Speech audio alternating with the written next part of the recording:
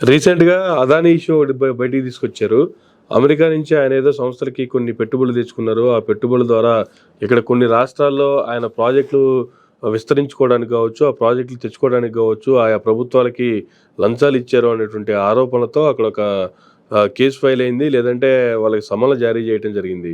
దానికి జగన్మోహన్ రెడ్డి అంతర్జాతీయ స్థాయిలో రాజకీయ ఉగ్రవాదిగా తయారైపోయాడు, రాజకీయ నేరస్తుడిగా తయారైపోయాడు అనేటువంటి కామెంట్లు, దానికి దీనికి లింక్ పెడుతూ చేస్తున్నటువంటి ఇష్యూ, దీన్ని తెర మీదకి తీసుకొచ్చి చేస్తున్నటువంటి ఈ యొక్క గందరగోళానికి సంబంధించి ఎలా చూడాలి? అసలు దీనికి ఏం చెప్తారు?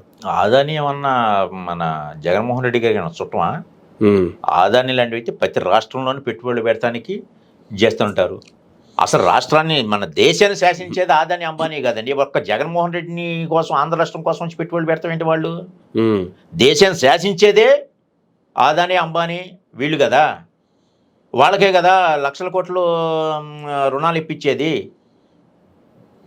కొలటరల్ సెక్యూరిటీ చూపించేసి మామూలుగా మనలాంటి వాడికి భూమి పెట్టి రుణం ఇవ్వాలంటే ఆ భూమి గవర్నమెంట్ వాల్యూ 10 లక్షలు ఉంటే 4 లక్షలు రుణం ఇవ్వడానికి అనేక క్వశ్చన్లు ఎత్తారు బ్యాంక్ వాళ్ళు. కానీ గవర్నమెంట్ వాల్యూ 10 లక్షలు ఉంటే కొలటరల్ సెక్యూరిటీగా ₹1 కోటి చూపించి 78 లక్షల లోన్లు తీసుకుంటారు వీళ్ళు. ఇండస్ట్రియలిస్ట్గా ఉన్నటువంటి ఆదాని అంబానీ లాంటి వాళ్ళు కొలటరల్ సెక్యూరిటీ చూపి వీళ్ళు ఇట్లా లక్షల కోట్ల రుణాలు తీసుకొని మళ్ళీ వాళ్ళకే మాఫీ చేస్తుంది కేంద్ర ప్రభుత్వం. ఈ వీళ్ళే కేంద్ర ప్రభుత్వానికి, రాష్ట్ర ప్రభుత్వానికి ఫండ్స్ జారీ చేసేది. అదేగా అవినీతి. ఇవాళ కొత్తగా జగన్మోహన్ రెడ్డి గారికి వచ్చి ఈయనకేదో లంచం ఇచ్చారనేది ఏంటి? లంచాలు ఇస్తూనే ఉన్నారు. రాష్ట్రాన్ని పరిపాలించేది వాళ్ళు. పైకి మాత్రం నరేంద్ర మోడీ గారు ఉంటారు అంతే, పరిపాలించేదే వాళ్ళు. పాపం వాళ్ళు అంటే రైతులంటే ఏది దిక్శ్వాసం పిలుస్తులో ఆత్మగౌరవం సంపుకోలేక ఆత్మహత్య చేసుకుంటున్నారా? కానీ ఏ ఇండస్ట్రియలిస్ట్ అయినా సరే ఆత్మహత్య చేసుకున్న దాఖలాలు ఉన్నాయా? పాపం మొన్నే అంబానీ ఫ్యామిలీ 10వ ప్రైవేటు జెట్ని చేసిన 1000 కోట్లు అంట. ఆల్రెడీ 9 ఉన్నాయి వాళ్ళకి. మరి లక్షల కోట్లు ఇచ్చేతనే వాళ్ళు అలాగే తిరుగుతూ ఉంటారు. సామాన్యుడు నాశనం అయిపోతూ ఉంటాడు. ఇవాళ జగన్మోహన్ రెడ్డితో ఫోటో దిగి వాళ్ళకి ఏదో 1700 కోట్లు ఇచ్చారు లంచం అని అంటారండి. వాళ్ళు ఇవ్వండి ఏ ముఖ్యమంత్రికి ఇవ్వలేదు లంచం? చంద్రబాబు నాయుడు గారికి ఇవ్వలేదా? ఏ ఇండస్ట్రీస్ అయినా ఏపీకి వచ్చి మేము పెడతామంటే ఎవరైనా సరే మాకు వద్దని అంటారా ఏంటి? రమ్మంటారా? లంచం తీసుకున్నారా లేదా సెకండరీ. లంచం తీసుకుంది ఎవరు? లంచం తీసుకోకుండా పొలిటీషియన్లు బాగుపడిపోయి ఉన్నారా? పాలిటిక్స్లో రాకముందు ఆ యొక్క రాజకీయ నాయకుడి యొక్క ఆస్తుల వివరాలు ఎంత, పాలిటిక్స్ వచ్చిన తర్వాత ఎమ్మెల్యే అయిన తర్వాత వాళ్ళ యొక్క ఆస్తుల వివరాలు ఎంత, ఇవన్నీ ఎక్కడి నుంచి వస్తున్నాయి? ఈ లంచాలు తీసుకోకుండా వస్తున్నాయా? ఇవన్నీ కూడా ఒక జగన్మోహన్ రెడ్డి తీసుకుంటున్నారా? దేశవ్యాప్తంగా అన్ని రాష్ట్రాల వాళ్ళు తీసుకుంటున్నారా? ఇవి ఆదాని అంబానీ దేశాన్ని శాసించేది. ఇవాళ ఒక జగన్మోహన్ రెడ్డి గారు ప్రతి ఎమ్మెల్యే, ఈవెన్ రామోజీరావు గారు కూడా మొత్తం. మరి ఒకవేళ అలా అనుకుంటే అందరూ రాష్ట్రాలకు సంబంధించినటువంటి మాజీ ముఖ్యమంత్రులు అందరూ ఇలాంటి ఆరోపణలు ఎదుర్కోవాలి కదా. కానీ కేవలం ఒక జగన్మోహన్ రెడ్డి మాత్రమే ఎందుకు ఎదుర్కొంటున్నారు?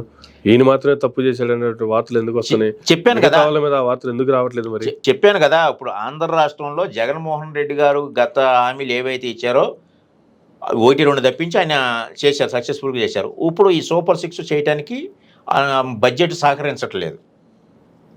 ఏదో ఒక ఆరోపణలు అయ్యాలి. అటు తిరుపతి లడ్డూలో ఇది కలిసిందనా, లేదా జగన్మోహన్ రెడ్డి ఆదాని లంచం ఇచ్చాడన్నా, లేదా ఆదాని జగన్మోహన్ రెడ్డి లంచం ఇచ్చారన్నా, లేదంటే ఈ రాజీవిని ఇమీడియట్గా పట్టుకుని అరెస్ట్ చేయడం చెప్పటమా, ఇలాంటి ఏదో సెన్సేషన్ క్రియేట్ చేసి ప్రజల యొక్క మైండ్ డైవర్ట్ చేసే ప్రక్రియ చేపడుతున్నారు తప్పించి సామరస్యంగా ఇచ్చిన హామీలు నిర్వర్తించే దిశగా ఇప్పుడు ఉన్న కూటమి ప్రభుత్వం పని చేయట్లేదని చెప్పేసి నా యొక్క అభిప్రాయం. సో అంటే ఏదో ఒక ఇష్యూని డైవర్షన్ చేసుకుంటూ పోతుంటే ఎంతకాలం చేసుకుంటూ పోతారు? ఇలా చేసుకుంటూ వెళ్తే 5వసారి ముఖ్యమంత్రి కాదు, ఇంకో సంవత్సరంలోనే దిగిపోయిన అవకాశం లేదు. ఇక ప్రజలు ఎవరో పిచ్చివాళ్ళు కాదు. అంతకుముందులాగా ఎవరో 20 ఏళ్ళ కిందటైతే ఎవరో ఇంటికి ఒకటిగా ఫోన్ ఉండేది, ఊరికి ఒకళ్ళిద్దరు పేపర్స్ చదివేవాళ్ళు, రాజకీయం వాళ్ళకే తెలిసేది. ఇప్పుడు ప్రతి ఒక్కరి చేతిలో ఫోన్ ఉంది, ఏం జరుగుతుందని అర్థమవుతుంది. ఇవాళ ఎవరో పిచ్చివాళ్ళు కాదు. తిరుపతి లడ్డూలో నెయ్యి కలిసిందా, ఇది నెయ్యిలో కల్తీ కలిసిందంటే ఎవరు నమ్మారా? ప్రజలు ఏమో బయటకు వచ్చారా? ఎవరు రాలేదు కదా. అందరికీ అర్థమైపోతుంది పాలిటిక్స్. అన్నా చెల్లెల్లో ఇష్యూని ఒకటి తీసుకొచ్చారు. ఏ ఇంట్లో లేవు అన్నా చెల్లెలు ఇష్యూస్? జగన్మోహన్ రెడ్డిని షర్మిల ఇష్యూని అసలు మీడియా అచ్చంగా దాని మీద డిబేట్లు పెట్టింది. ఏ ఇంట్లో లేవు? అది వ్యక్తిగత విషయాలు, అది వాళ్ళు తెలుసుకుంటారు. అవసరమైతే కోర్టుకి వెళ్తుంది షర్మిల గారు, అది వాళ్ళు తెలుసుకోవాలి. అసలు ఇష్యూ దేశంలో ఏ సమస్య లేదన్నట్టుగా రాష్ట్రం మొత్తం ఇదే సమస్య మీద ఫోకస్ చేసి ప్రజల మైండ్ డైవర్ట్ చేయడం కాకపోతే మీరు చేస్తానే చేయండి. ఎస్, ఆయన అసమర్థుడే జగన్మోహన్ రెడ్డి, మీరు చేస్తానే చేయండి. మీరు ఏ హామీలు ఇచ్చారో అవి చేయండి. మీరు సమర్థతను మీరు నిరూపించుకోండి. ఆయన అసమర్థుడు అని చెబుతున్నా కదా, నేనే చెబుతున్నాను. ఆయన అసమర్థుడు కాబట్టే ప్రజలు మీకు మ్యాండేటరీ ఇచ్చారు. మీరు సమర్థతను నిరూపించుకోండి. అది నిరూపించుకోండి. ఎంతసేపు సచిన్ పవన్ చంపినట్టుగా బద్దాగా జగన్మోహన్ రెడ్డి అట్ట, రాంగోపాల్ వర్మ, తిరుపతి లడ్డు ఇవా?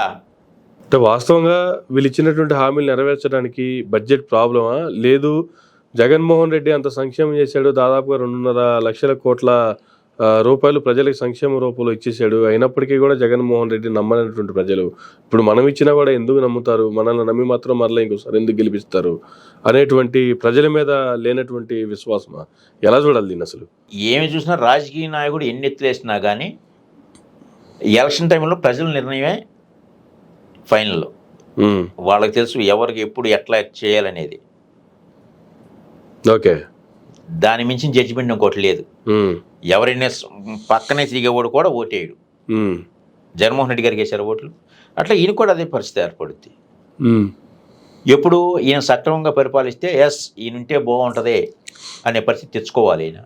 ఆ పరిస్థితి తెచ్చుకోకుండా ఈ మీడియాని అడ్డు పెట్టుకొని అవి వైరల్ చేసుకుంటూ కూర్చుంటే, ప్రజల మైండ్ని డైవర్ట్ చేసే దిశగా కూర్చుంటే ఈయన 5 సంవత్సరాలు, ఇంకా 4 సంవత్సరాలకు ఉండే పని లేదు, 4.5 సంవత్సరాలు ఈ లోపల ఇది పోయే అవకాశం ఉంటుంది. కానీ రీసెంట్గా పవన్ కళ్యాణ్ గారు అసెంబ్లీ వేదికగా ఒక కామెంట్ చేశారు, ఈ 5 ఏళ్లే కాదు మరొక రాబోయే 10 ఏళ్ళు కూడా మీరే సీఎంగా ఉండాలి, మీ కళలకి మేము సాకారం అవుతాము, మీ విజన్ ఏదైతే ఉందో అది మా ద్వారా ఎగ్జిక్యూట్ చేస్తే మేము మీరు చెప్పినటువంటి ఇది యాస్టీజ్గా చేయడానికి మేము రెడీగా ఉన్నాము అనేటువంటి కామెంట్ చేశారు. అంటే ఇక్కడ జనసేనకి టీడీపీకి మధ్యలో డిఫరెన్స్లు వచ్చాయంటారా? డిఫరెన్స్లు వచ్చాయి ఈ కామెంట్ చేయడానికి గల కారణాలు అంటారా? అసలు ఆ కామెంట్ వెనక పవన్ కళ్యాణ్ గారు మర్మం అడిగితే ఏం చెప్తారు సార్? రీసెంట్గా పవన్ కళ్యాణ్ గారు మన సెంట్రల్ హోమ్ మినిస్టర్ని అమిత్ షా గారిని కలిశారు. కలిసి ఏం మాట్లాడారు ఏంటంటే ఏ మీడియా కూడా ఫోకస్ చేయలే. జస్ట్ ఏదో ఓ ఫోటో వేశారు, చిన్న 4 లైన్లు రాష్ట్రాలు తప్పించి ఏ విషయాన్ని కూడా ఫోకస్ చేయలే. రాష్ట్రంలో శాంతి భద్రతకు సంబంధించి ఆయన కామెంట్ చేసిన తర్వాత ఢిల్లీ నుంచి పిలుపు వచ్చింది, వెళ్ళి కలిసి వచ్చారు.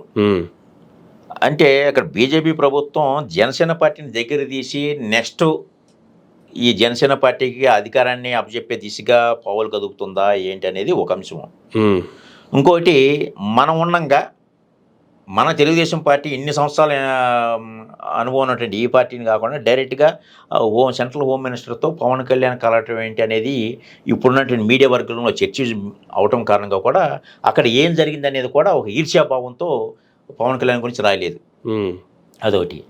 మళ్ళీ మీ ఏదైతే పవన్ కళ్యాణ్ గారు అంటున్నారో, అది ఇంకా గత 10-15 సంవత్సరాలు కూడా ముఖ్యమంత్రిగా చంద్రబాబు నాయుడు గారని, మరి జగన్మోహన్ రెడ్డి గారు అధికారంలో ఉన్నప్పుడు 30,000 మంది ఆడపిల్లలు మిస్సింగ్ అయిపోయారని చెప్పేసి ఇది సెంట్రల్ నిఘా వర్గం నాకు చెప్పింది, దీనికి వాలంటీర్ వ్యవస్థ కారణం అని చెప్పేసి పవన్ కళ్యాణ్ గారు అన్నారు.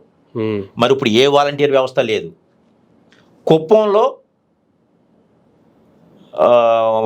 కుప్పం నియోజకవర్గంలో చాలామంది అమ్మాయిలు మిస్ అయిపోయారని చెప్పేసి జాడ శ్రవణ్ కుమార్ ప్రెస్ మీట్ పెట్టి ఎఫ్ఐఆర్ కాపీలతో సహా నెంబర్లతో సహా ఆయన ఇచ్చేశారు.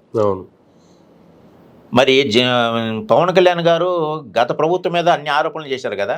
ఇప్పుడు సీఎంగా ఉన్నటువంటి చంద్రబాబు నాయుడు గారి నియోజకవర్గం కుప్పంలో మరి ఎందుకు ఆ యాక్షన్ తీసుకోలేదు? అక్కడ ఎందుకు మరి ఆడపిల్లల మిస్సింగ్ కేసులో హోంశాఖ కానీ ఇవి కానీ మరి కేంద్రంలో కూడా బీజేపీ ప్రభుత్వం ఉంది కదా, సెంట్రల్ నుంచి ఫోర్స్ తెప్పించి ఆ మిస్సింగ్ కేసులు ఎందుకు త్వరితగతిన పరిష్కరించలేదు పవన్ కళ్యాణ్ గారు?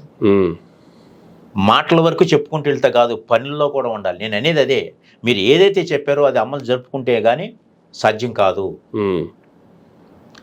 గతంలో 2014-19లో కూడా మీరు చంద్రబాబు నాయుడు ఇచ్చిన హామీలు ప్రతి ఒక్కటి నెరవేరుస్తానని చెప్పి మాట ఇచ్చారు. ప్రభుత్వమే బాండ్లు ఇచ్చి మోసం చేస్తే ఇంతవరకు నోరు విప్పలేదు. హైకోర్టు తీర్పును ఉల్లంఘిస్తూ జగన్మోహన్ రెడ్డి గారి ప్రభుత్వం జీవోను రద్దు చేసింది. ఇది తప్పు. గత ప్రభుత్వం ఇచ్చిన జీవోని మీరు ఎలాగే ఇచ్చేస్తారో, గత ప్రభుత్వం ఇచ్చినటువంటి రుణమాఫీ, మన హౌసింగ్ లోన్స్ కానీ విదేశీ విద్య కానీ ఎప్పటికప్పుడు ఇప్పుడున్న ప్రభుత్వాలు ఎగ్జిక్యూట్ చేస్తాయి, రుణమాఫీ కూడా అలాంటిదే, ఎందుకు ఇది ఆపారని చెప్పి ఏ ఒక్కరని నోరెత్తారా?